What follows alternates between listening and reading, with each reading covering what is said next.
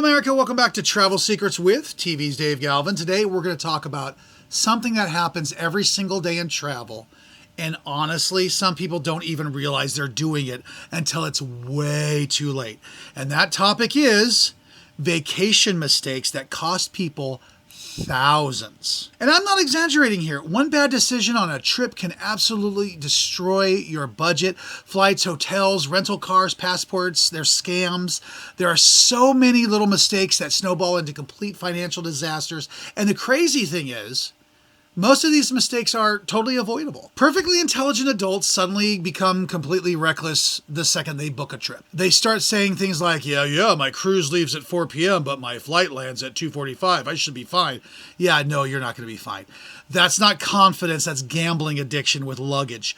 One of the biggest mistakes people make is booking the absolute cheapest flight they can find, no matter how ridiculous the itinerary looks. And airlines know people do this.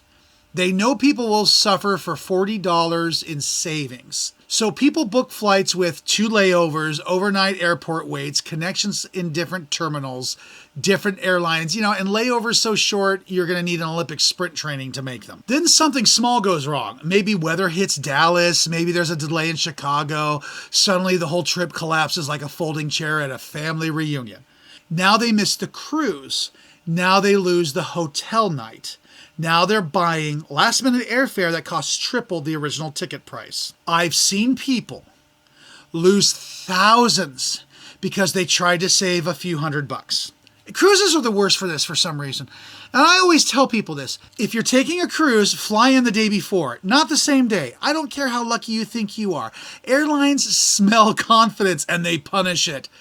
Then there's travel insurance. People love bragging they never buy travel insurance. They say it like they survived combat. I've traveled 20 years, never needed it. Okay, that's fantastic. Truly, I'm very happy for you. But travel insurance is like a fire extinguisher. You don't buy it because you expect disaster. You buy it because if disaster happens, you don't want your life destroyed. And people assume their credit card covers everything. Well, sometimes it does. Sometimes it covers basically nothing except emotional disappointment. You have to actually read the policy, and most people don't. They just see the words travel protection and assume they're covered for every possible problem known to mankind. Meanwhile, the fine print is written like an ancient curse.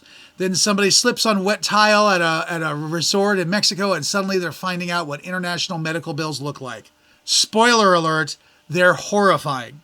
What most people don't realize is their health insurance most likely doesn't cover outside of the United States. So if you sprain your ankle, get hit by a bus, get trampled on by a rowdy soccer mob in Europe, your health insurance isn't covered. Travel insurance will help negate that. Whenever I leave the country, I always get travel insurance. And while we're talking about money disappearing, let's discuss airport currency exchange counters. Those places are unbelievable. You walk up thinking, I'll just pick up some cash real quick. And 5 minutes later, you're somehow donated half your vacation budget to a machine. The exchange rates at airports are generally terrible, and people make another mistake overseas all the time. They use their card somewhere, and the machine asks, would you like to pay in US dollars? And people think, oh good, that sounds easier. No, it's a trap. Most of the time you want to pay in the local currency because the bank often gives you a better exchange rate than the random machine trying to finesse tourists. For the love of God, tell your bank you're traveling before you leave. Nothing ruins a vacation faster than your card getting frozen while you're standing sweaty and confused in another country trying to buy aspirin and bottled water. Okay? Be sure to just give them a call. Now let's talk about overpacking. People pack like they're evacuating Earth permanently. 3 giant suitcases for a 5-day trip. What are you bringing? Construction equipment? Airlines love this because now they get to charge baggage fees, overnight fees, oversized baggage fees. Pretty soon they'll charge emotional support fees for your suitcase needing encouragement. And the more bags you bring, the more chances something's going to get lost. That's another expensive mistake people underestimate. Lost luggage can wreck your budget fast because now you're buying clothes, chargers for your phone, medication, shoes, etc. All because your bag decided to vacation in another country without you. And honestly, most travelers wear about 20% of what they pack anyway. Nobody in Italy cares if you repeated a shirt. They're too busy living their lives. Now, another gigantic mistake people make is booking resorts based entirely on photos. This one gets people constantly. Resort photographers deserve Academy Awards.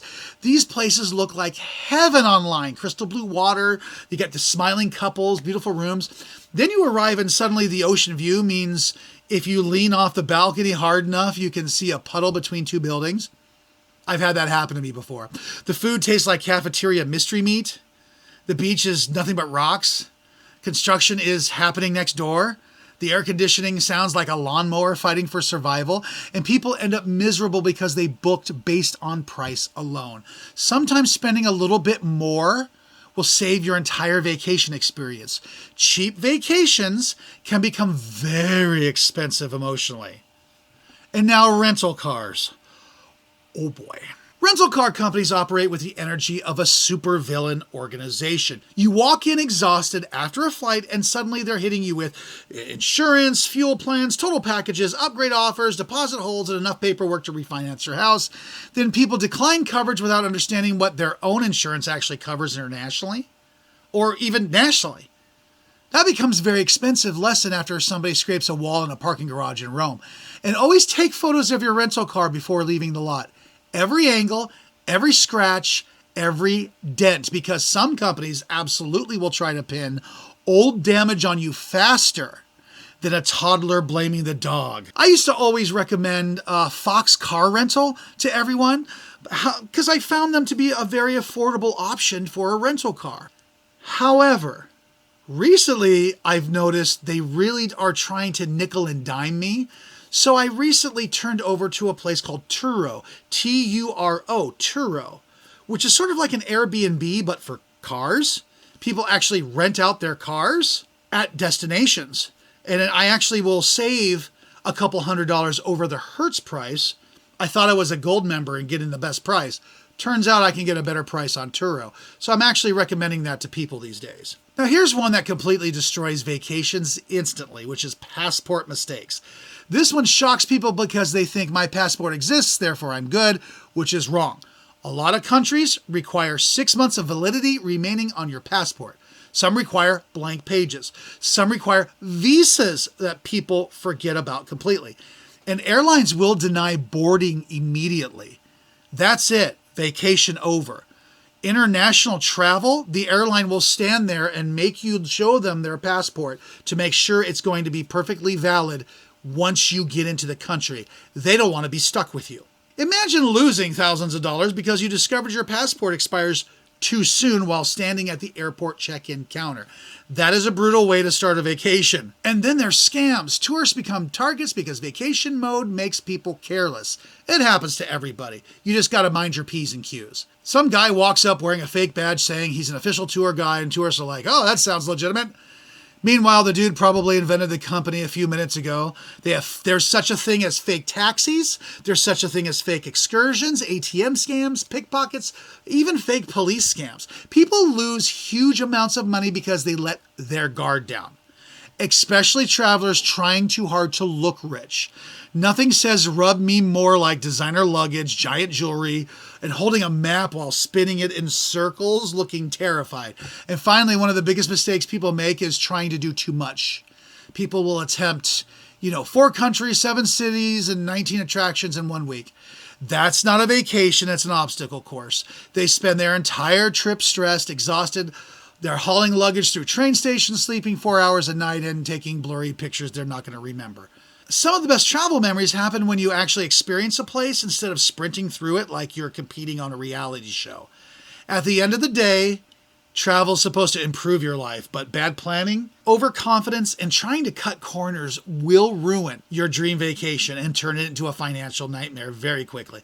Honestly, people who usually get hit the hardest aren't inexperienced travelers.